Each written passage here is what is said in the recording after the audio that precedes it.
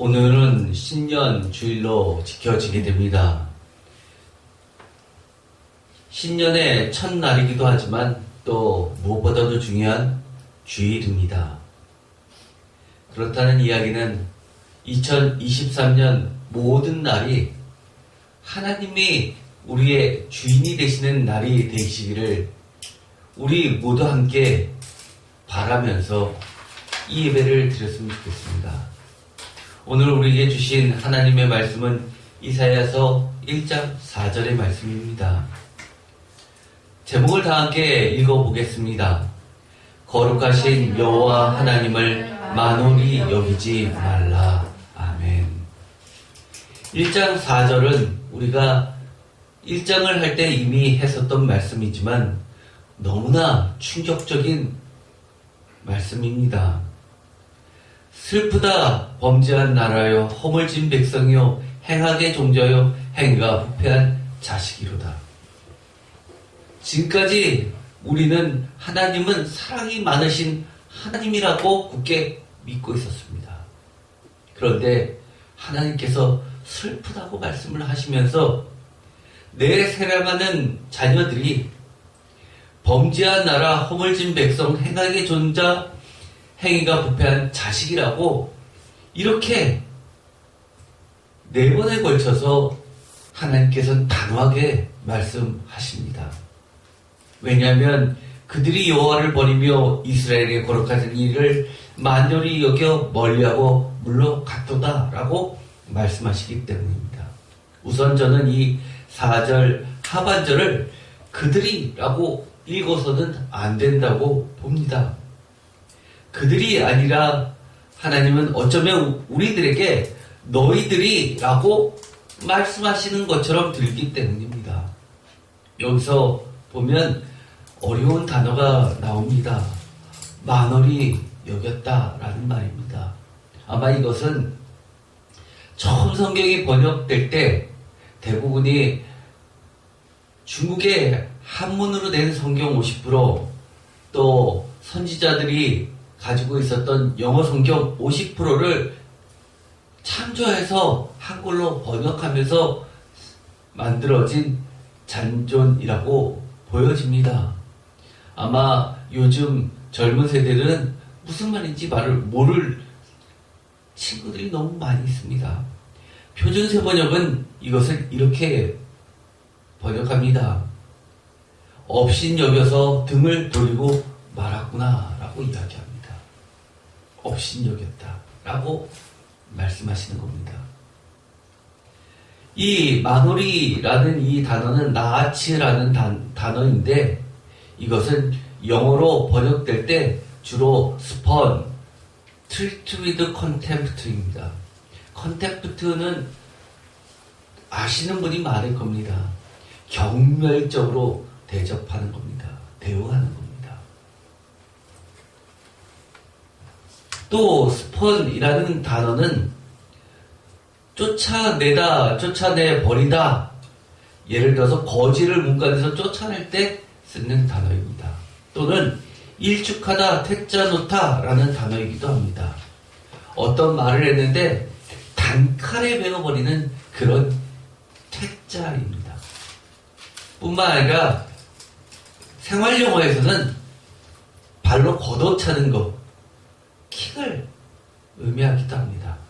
그래서 길거리 가다가 깡통을 보고 아니면 작은 돌멩이를 보고 분에 못 이겼던 일이 생각이 나서 뻥 차버리는 그런 태도입니다. 자동사로는 상대하지 않는 것, 그리고 콧방귀 뀌다, 얕보다, 경멸하다 라는 단어입니다. 이 모두 굉장히 증오심이 또는 얕잡아 보는 것이 그리고 단칼에 재고의 여지도 없다는 것을 염두에 둡니다. 사실 콧방귀 뀌다는 이 히브리어에 또 그 내용이 동일하게 들어가 있습니다. 그래서 언어는 비슷하다고 하지만 이 히브리어나 헬라어는 고대 언어이기 때문에 사실 거기에서부터 출발된 수많은 언어들이 그 의미들을 조금씩 나도 모르는 사이에 담아서 변형되어서 내려왔기 때문이라고 볼 수 있습니다. 한글로 만월이라는 것은 한자 말이기 때문에 이 만월이라는 글자를 보면 먼저 흩어질 만자에 갑자기 골자를 씁니다. 흩어질 만은 방종하다라는 뜻도 포함되고 있습니다. 제일 먼저는 흩어진다는 의미가 가장 먼저입니다. 두 번째, 갑자기 골자는 돌연히 느닷없이 그런 뜻을 가지고 있고 마음에 두지 않다, 잊어버리다, 있다라는 뜻도 가지고 있습니다.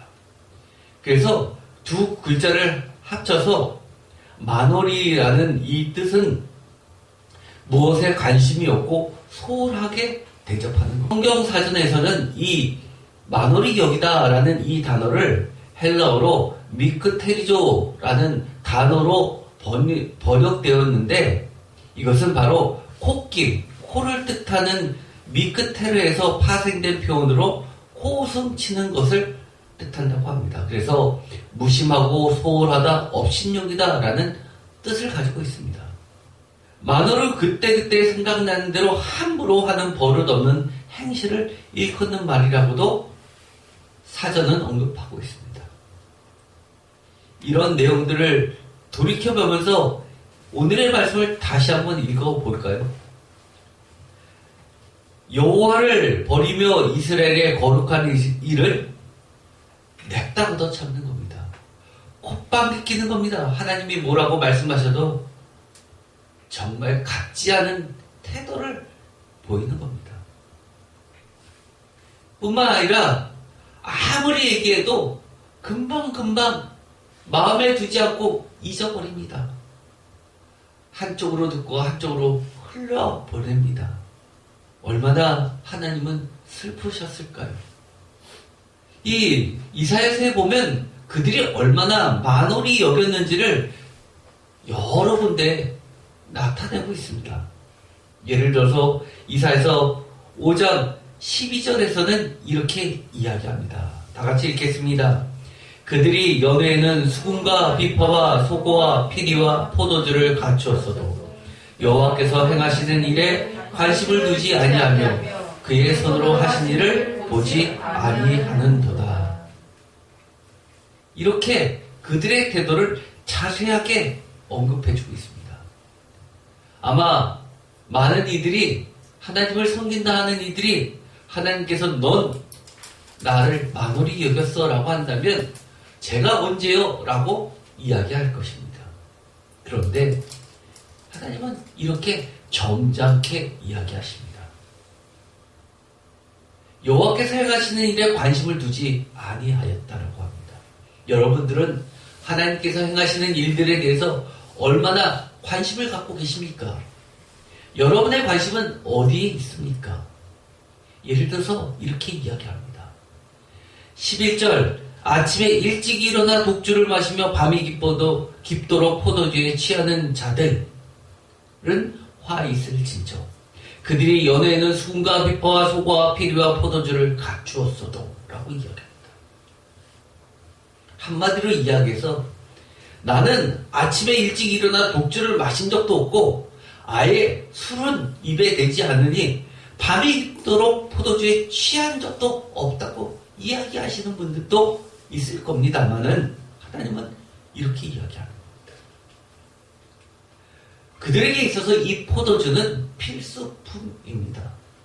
특별히 더운 지방은 많은 물들이 질이 안 좋기 때문에 포도주를 통해서 어느 정도 깨끗한 물 대신에 마셨기 때문입니다. 그런데 포도주는 또 다른 의미에서 축제 때 반드시 들어가는 필수품입니다.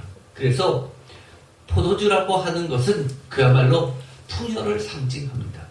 연회에는 수금과 비파와 소고와 피리와 포도주를 갖추었다라고 하는 것은 그들의 관심이 어디에 있냐 하면 여호와께서 행하시는 일이 아니라 그들의 행복하다고 흔히 이야기하는 것들에 관심이 있습니다.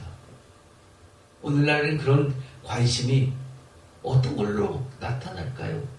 정말 집 한 칸 더 늘리는 것, 또 여러 가지 부를 갖추는 것, 돈을 많이 벌어서 내 집에 화려한 것으로 채우는 것, 또 위기가 찾아왔는데 이것을 내 자녀들에게 여러 가지 편법을 써서라도 재산을 빼돌리는 것, 그리고 나의 가치는 사회적 성공을 위해 달려가는 것에는 그렇게 온갖 관심이 있고, 친구들과 만나서 이야기할 때는 요즘 말로 이야기하면 여러 가지 부의 증식을 놓고, 또 주말에는 또는 휴가를 얻어서 어디 세계 여행을 다니던 것을 서로 자랑하고 공유하는 것들, 이런 것들도 포함될 수 있다는 것에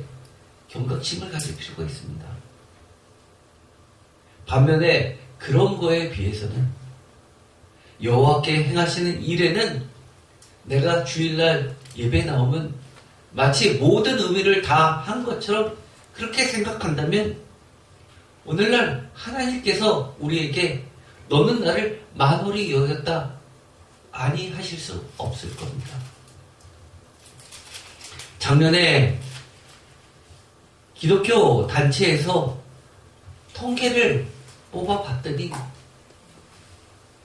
대한민국의 기독교 인구는 확연히 줄어들었습니다. 모든 기독교 단체를 다 포함해서 스스로 나는 기독교인이에요 라고 말한 인구가 20%뿐이 안 된다고 합니다. 과거에는 거의 50%에 육박한 적도 있었죠. 그런데 이 놀라운 것은 이 20% 중에서도 6개월에 한 번도 나가지 않은 사람이 절반을 차지한다고 합니다. 그렇다고 하면 옛날 기준으로 이야기하면 기독교 인구는 다 포함해도 10%도 안 됩니다. 거기다가 앞으로 10년, 20년 옛 세대들이 다 떠나시면 나머지만 놓고 볼 때는 기독교 인구는 제가 보기엔 2, 3% 수준밖에 되지 않을까 싶습니다. 그런데도 불구하고 우리는 여호와에 대해서 경외하였다라고 이야기하는 것은 한마디로 하나님은 내 백성의 무지함이라고 이야기합니다. 요즘에 많은 부모님들이 코로나 때문에 최소 3년씩 자녀들을 교회 학교에 보내지 않다 보니까 자녀들 가운데서 주기도문 하나 못 외우는 친구들이 거의 대부분이라. 심지어 식사 기도를 할 때 과거에는 반드시 해야지만 됐는데 지금은 식사 기도하고 밥 먹어야지 라고 하면 싫어합니다. 친구들 앞에서 창피하다고. 이사야서 30장 9절에 보면 이렇게 만홀히 여겼다는 말을 바꿔서 표현하고 있습니다. 대저 이는 패역한 백성이요 거짓말하는 자식들이요. 다 같이 읽겠습니다. 여호와의 법을 듣기 싫어하는 자식들이라. 이것이 만홀히 여기는 겁니다. 여호와의 법을 듣기 싫어했습니까? 어떤 분들은 설교가 재미없으니까 못 듣는 거지 재밌게 해봐. 왜 못 들어? 라고 생각하시는 분들 의외로 굉장히 많이 있습니다. 그런데 그런 차원이 아닙니다. 10절에 보면 이렇게 되어 있기 때문입니다. 10절 다 같이 읽겠습니다. 그들이 선견자들에게 이르기를 선견하지 말라. 선지자들에게 이르기를 우리에게 바른 것을 보이지 말라. 우리에게 부드러운 말을 하라. 거짓된 것을 보이라. 바꿔 말하면 뭘까요? 야단치지 마라. 싫은 소리 하지 마라. 불편한 이야기 하지 마라. 요즘에 옛세대 목회자들이 은퇴를 하고 목회자를 새로 선임하기 위해서 위원회를 구성해서 젊은 목회자를 단임자로 많이 뽑습니다. 그런데 뽑히고 나면 장로회에서 A4지에 적어서 하지 말아야 될 것 하면서 쭉 써서 준다고 하죠. 요즘에는 여러 가지 말로 표현됩니다. 인격적인 목사님, 하나님께서는 선지자에게 이 백성은 소돔과 고모라의 백성들, 허물 지은 백성들, 이렇게 막말을 이어가시는데도 불구하고 우리는 이렇게 이야기합니다. 우리에게 부드러운 말 해주어, 그리고 하나님의 말씀을 있는 그대로 전달하지 마세요 라고 합니다. 저는 그런 말 한 것 없습니다 라고 이야기할지 모르지만 뒤에 말을 보면 이렇게 돼 있습니다. 거짓된 것을 보이라. 요즘에 목사님들은 성도들이 그렇게 무섭다고 합니다. 조금만 뭐라고 하면 교회 떠나버리는 거예요. 그래서 요즘에는 성도님들이 무엇을 하더라도 격려하는 목사님들이 대부분입니다. 잘했습니다. 열심히 하세요. 아무리 힘들어도 참아내세요. 화이팅입니다.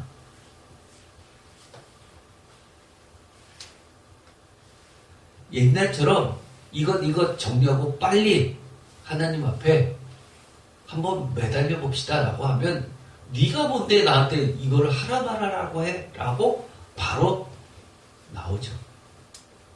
제가 아주 가깝게 지내는 목사님도 그래서 결국 쓰러져서 중환자실에 입원했어요.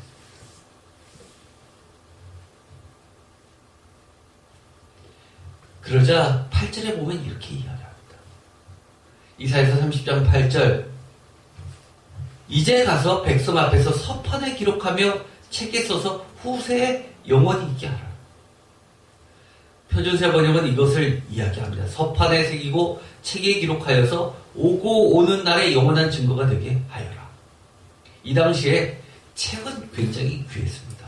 심지어 예수님 시대 때에도 로마에 의해서 예루살렘이 멸망당하고 나서 예루살렘을 멸망시킬 때 앞장섰던 제사장이 있었습니다. 바로 요세푸스였습니다. 그래서 유대인에게 있어서 요세푸스는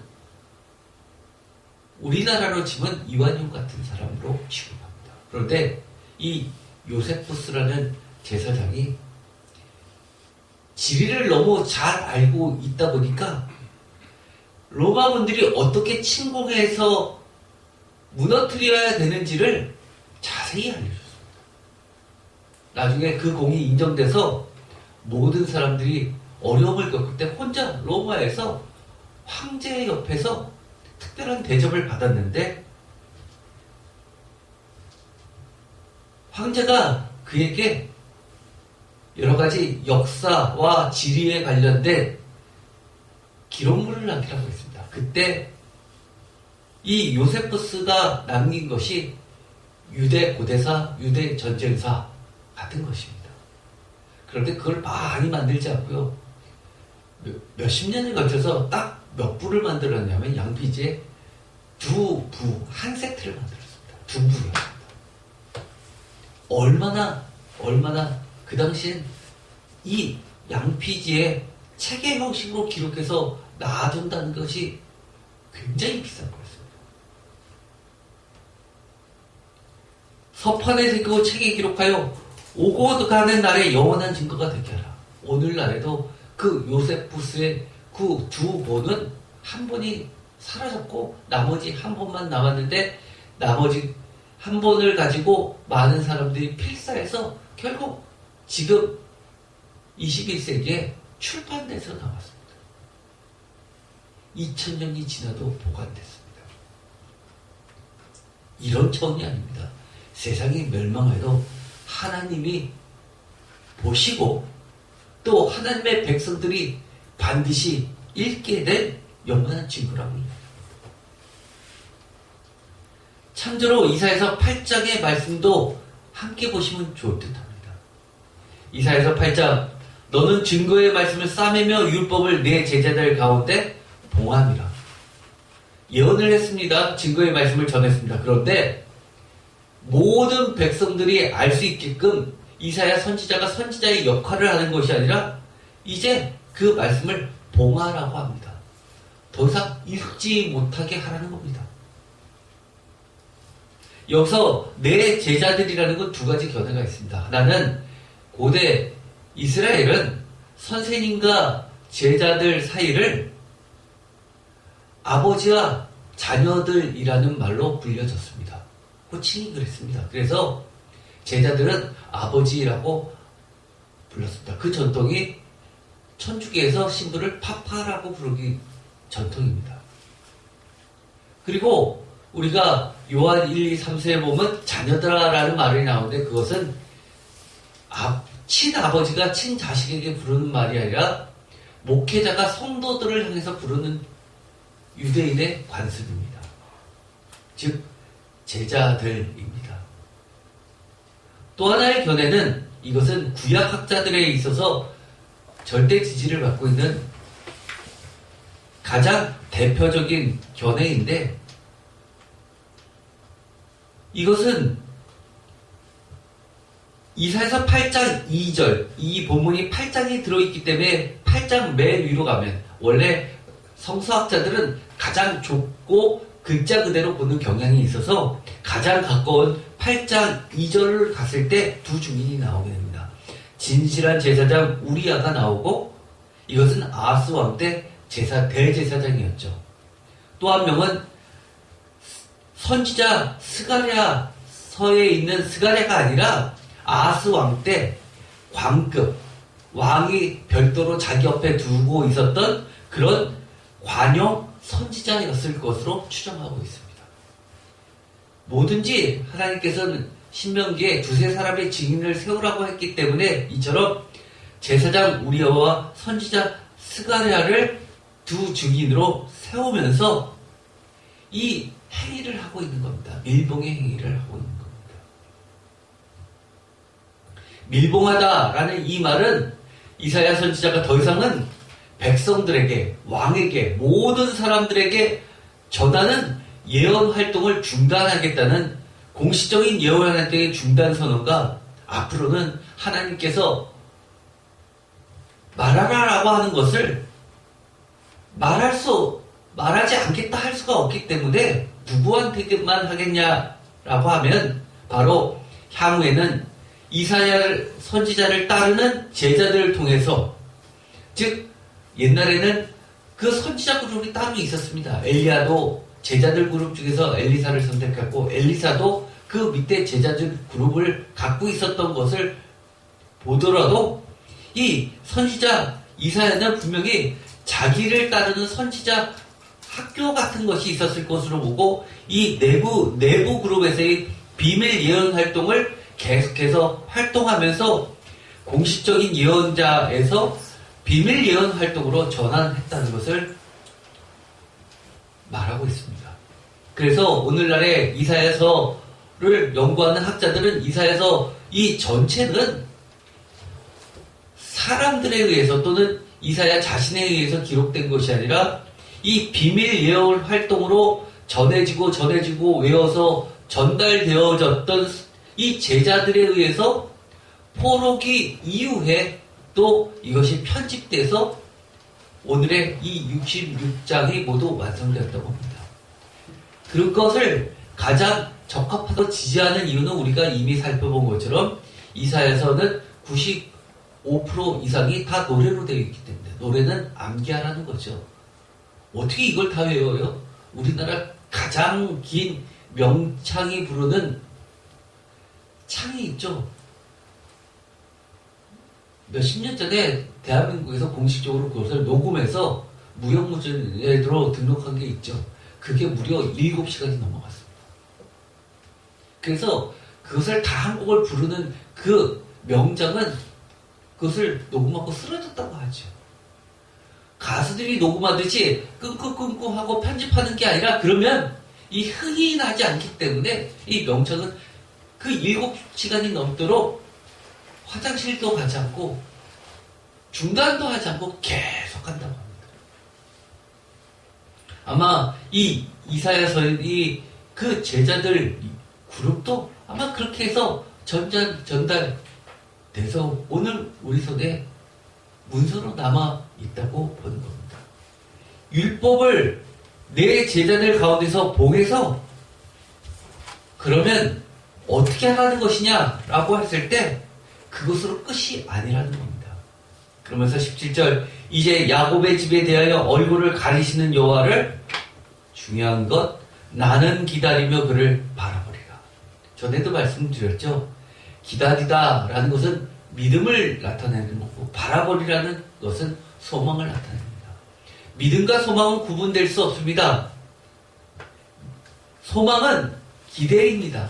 믿음은 그 기대를 하나님께 기대면서 의지하면서 믿는 것입니다. 그래서 이 믿음과 소망은 서로를 굳건히 지켜줍니다.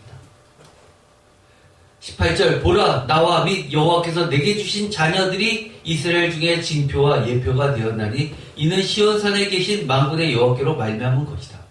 이 18절에 있는 이 자녀들이라고 하는 것은 16절에 있는 제자들과 다른 개념으로 학자들은 봅니다.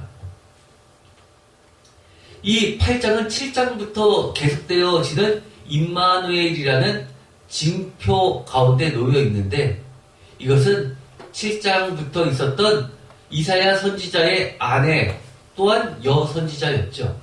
그 둘 사이에 태어나는 두 자녀를 이야기합니다. 그 자녀를 징표라고 하면서 임마누엘의 징표라고 하면서 이름을 지어 주었던 것들이 있죠.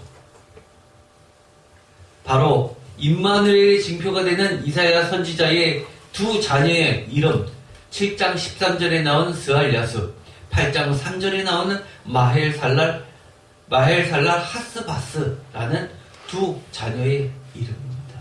그런데 이것은 무엇이 되었습니까? 이들이 성장해서 성인이 되기 전에 이 남유다의 멸망을 예언했던 겁니다. 큰 물이 휩쓸고 지나가듯이 노량물로 삼켜짐을 예언했을 겁니다. 이사야서 29장에도 이렇게 말씀을 하십니다. 11절 다 같이 읽겠습니다. 그러므로 모든 계시가 너에게는 봉안책의 말처럼 되었으니 그것을 글 아는 자에게 주며 이르기를 그대에게 청하노니 이를 읽으라 하면 그가 대답하기를 그것이 봉해졌으니 나는 못 읽겠노라 하는 것이요. 봉안책 아까 이야기했던 실제로 우리가 영화에서 보면 편지를 쓰고 왕이 어떤 비밀 문서를 전할 때 촛농을 떨어뜨려가지고 도장을 찍어서 깨지 못하거나 열지 못하도록 하는 것처럼 그런 봉안책이 아니라 아무리 오픈되어 있었던 하나님의 말씀, 오늘날로 이해하면 성경이 얼마나 많이 있습니까? 그런데도 성경을 읽어도 그것이 봉해졌으니 나는 못 읽겠노라 라고 한다는 겁니다. 왜요? 10절 대저 여호와께서 깊이 잠들게 하는 영을 너희에게 부어주사 너희의 눈을 감기셨으니 그가 선지자들과 너희의 지도자인 선견자들을 덮으셨습니다. 이 성경을 옳게 풀어서 성도들에게 올바로 전달해줘야 되는데 이 선견자, 선지자들, 오늘날로 이야기하면 목사님조차 성경을 아무리 봐도 이해가 안 되기 때문에 그래서 성도들이 알아들을 수 있게끔 설명을 해줄 수 없다는 겁니다. 왜요? 대학 나오고 대학원을 나왔음에도 불구하고 심지어 박사임에도 불구하고 여호와께서 깊이 잠들게 하는 영을 부어주셔서 눈을 감기셨기 때문에 영적인 눈이 맹인이 되었기 때문에 할 수 없다고 이야기합니다. 그래서 결국은 어떻게 됐다는 겁니까? 13절 주께서 이르시되 이 백성이 입으로는 나를 가까이하며 입술로는 나를 공경하나 다 같이 읽겠습니다. 그들의 마음은 내게서 멀리 떠나냐니 그들이 나를 경외함은 사람의 계명으로 가르침을 받았을 뿐이라. 아멘. 얼마나 요즘에 하나님의 말씀을 푸는데 상담학과 심리학으로 푸는 사람들이 얼마나 많이 있습니까? 저는 그것처럼 하나님을 만홀히 여기는 거 없다고 봅니다. 믿음과 무한긍정을 혼돈하는 목회자들 너무 많이 있습니다. 목회자도 그러다 보니까 성도님들은 더더욱 그렇습니다. 하면 된다, 군대식 해병대도 아니고 믿음과 무한긍정은 다릅니다. 제가 여러 차례 얘기했죠. 무한긍정의 가장 대표적인 예는 선악과를 따먹은 사건. 그건 믿음이 아니죠.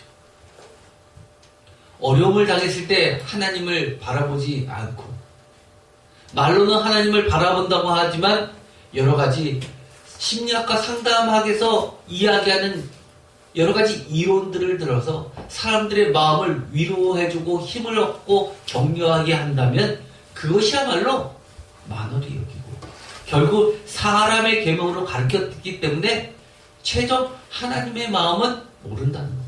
이사야서 28장 10절에 보면 얼마나 사람들이 어리석은지를 단적으로 보여줍니다. 이사야 선지자가 예언을 했습니다. 그러자 그들은 이렇게 이야기합니다. 대저 경계에 경계를 더하며 경계에 경계를 더하며 교훈에 교훈을 더하며 교훈에 교훈을 더하되 여기서도 조금 저기서도 조금 하는구나 하는도다. 표준세번역에서는 이렇게 이야기합니다. 저 자는 가리키는 자는 이사야 선지자입니다. 우리는 이사야 선지자가 말씀을 선포한 대상들입니다. 백성들이죠. 또는 왕이고 고관들입니다. 우리에게 한자 한 절 한 절 한 장 한 장 가르치려고 한다. 이 말은 번역한 말입니다. 사실 13절에도 또 나오는데 13절 여호와께서 그들에게 말씀하실 때 경계에 경계를 더하며 경계에 경계를 더하여 교훈에 교훈을 더하며 교훈에 교훈을 더하고 여기서도 조금 저기서도 조금 하사 그들이 가다가 뒤로 넘어져 부러지며 걸리며 붙잡게 하시리라. 여기서 보면 표준세번역에서 경계에 경계를 차보 라차보 차보 라차보 카보 라카보 카보 라카보 제르샴 제르샴이라고 번역합니다. 이거는 원문이 그렇게 되어 있습니다.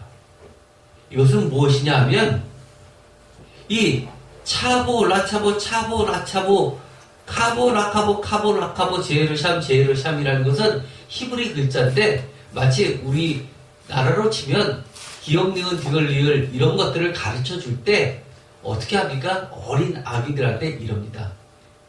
가가 거격 이런 식으로 가르치죠. 그런 것처럼 그렇게 글자들을 알기 쉽게 비슷한 말을 그렇게 반복하면서 가르치는데 그것을 차보 라차보 차보와 차보는 비슷하고 라차보로 부릅니다. 이런 식으로 해서 기역 니은 디귿 리을 이렇게 가르치는데 성경 말씀을 그렇게 가르친다는 겁니다. 내가 어린애야. 나 그거 알아.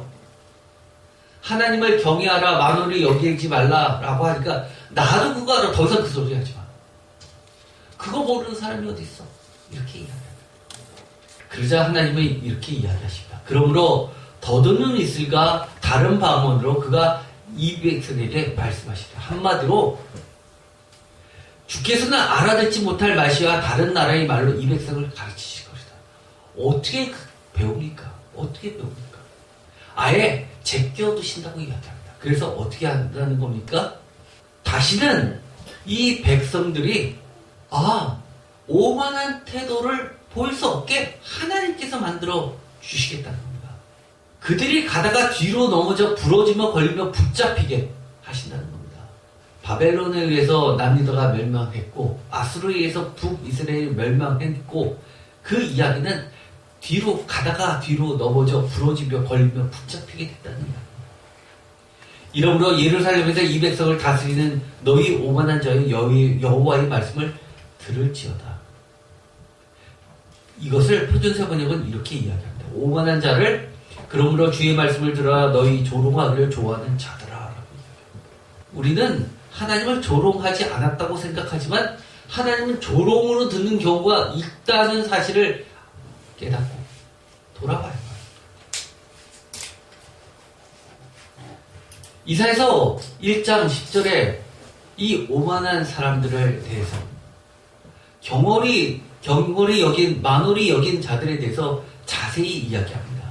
10절 너희 소돔의 가누들아 여호와의 말씀을 들을지라 너희 고모라 백성아 우리 하나님의 법에 귀를 기울일지라. 그런데 이 하나님의 법 여호와의 말씀을 들었던 자들은 사실 누구냐 하면 11절 여호와께서 말씀하시되 너희의 무수한 재물이 내게 무엇이 유익하뇨? 나는 순양의 번제와 살찐 짐승의 기름에 배불렀고 나는 수송아지나 어린 양이나 수점새의 피를 기뻐하지 아니하노라.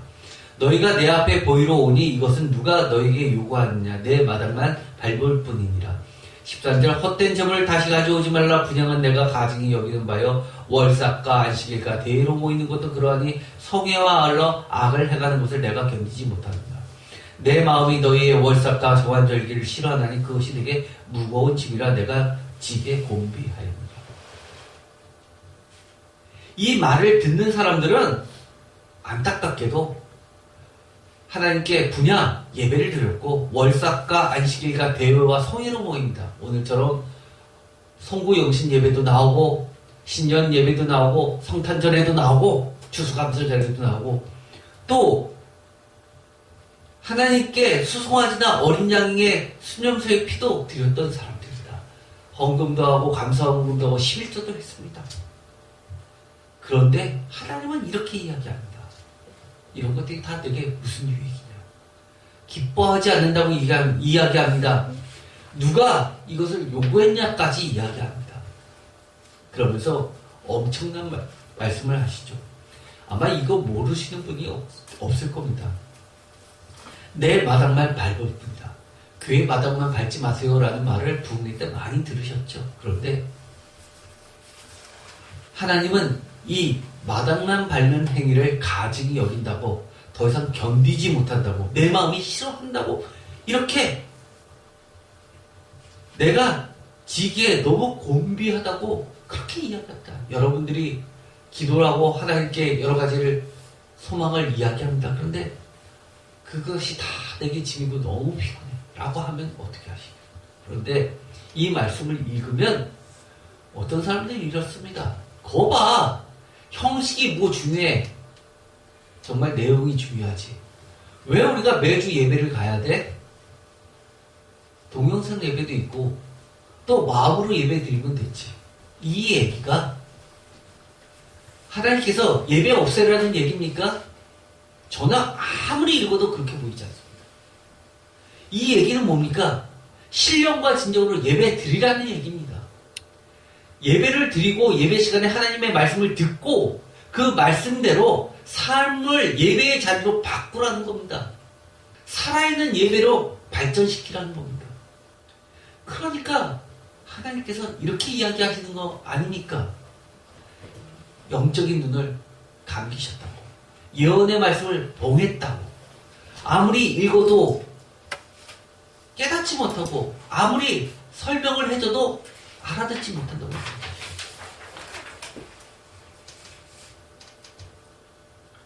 저는 오늘 이 첫 시간을 통해서 이렇게 이야기했으면 좋겠습니다. 앞으로는 우리가 거룩하신 여호와 하나님을 만홀히 여기지 말기를 정말 축원드립니다. 하나님을 진정으로 경외했으면 좋겠습니다. 그 첫걸음은 어디입니까? 예배의 자리입니다. 왜요? 아까 예배 드리지 말는데 뭔 소리야? 라고 하시는 분 계십니까? 여러분이 하나님의 말씀을 들을 수 있는 곳이 어디입니까? 하나님의 법을 올바르게 선포받는 자리가 어디입니까? 학원입니까? 자녀들을 학원 등록해서 가르쳐 주시지 그렇게 학원비 내고 여러분 들으라고 하면 여러분 들으시겠습니까? 학원에서 하나님의 말씀을 가르칠 수 있습니까? 영적인 눈이 띄어지고 하나님의 말씀을 올바로 보고 듣고 말할 수 있는 자가 있는 교회, 여기 말고 하나님의 법에 귀를 기울일 곳이 어디 있단 말입니까? 한번 정말 솔직했으면 좋겠습니다. 내가 원하는 대로 취사 선택하지 말고 내가 듣기 싫은 거는 눈 감아버리지 말고 정말 하나님 앞에서 솔직하고 말씀에 비추어 우리 자신을 인정하고 하나님께 더 가까이 갔으면 좋겠습니다. 올 한 해는 정말 한 번도 예배에 빠지지 않으라. 또 하나님의 말씀을 정말 마음에 새겨서 더 이상 하나님이 내 앞에서 더 이상 하나님의 말씀을 너한테는 안 해 라는 말 안 듣게 되었으면 좋겠습니다. 기도하고 마치겠습니다. 하나님 감사합니다. 저희들에게 신년을 허락해 주셨고 첫 시간을 하나님께 진정한 마음으로 예배드릴 수 있게 해 주셔서 감사드립니다. 오늘 들려주신 말씀대로 하나님 여호와를 경홀히 만홀히 여기지 않게 하여 주옵소서. 하나님이 아무리 내가 듣기 어려운 말씀을 하신다 하더라도 내가 두려운 심판의 말씀을 하신다 하도 그 심판의 말씀은 곧 나를 구원으로 이끄는 생명의 말씀으로 받아들이게 하여 주시옵시고 하나님의 말씀을 코웃음 지르면서 뻥차는 조롱하는 태도 보이지 않게 하여 주옵소서. 하나님의 말씀을 배우는데 세상에 여러 가지 부와 권력과 흔히 세상에서 이야기하는 레저와 행복이라는 단어 속에 함몰하지 않고 정말 무엇보다도 하나님 하시는 일에 관심을 가지고 하나님의 마음에 합하는 하나님이 기뻐하시는 자 되게 하여 주시옵소서. 나는 어떻게 그렇게 노력한다 하지만 내 사랑하는 가족들은 어차피 이들의 몫인데 또는 내가 그들에게까지 뭐라 할 수 없지 않느냐라고 그렇게 방관자의 태도로 갖지 않게 하여 주옵소서. 하나님은 들으라고 이야기하십니다. 보라고 이야기하십니다. 두 주의를 세워서 영원한 징표를 만드셨듯이 저희 자신 한 명 한 명이 하나님 앞에 영원한 징구와 징표가 되게 하여 주시옵소서. 예수 그리스도의 이름으로 기도드립니다. 아멘.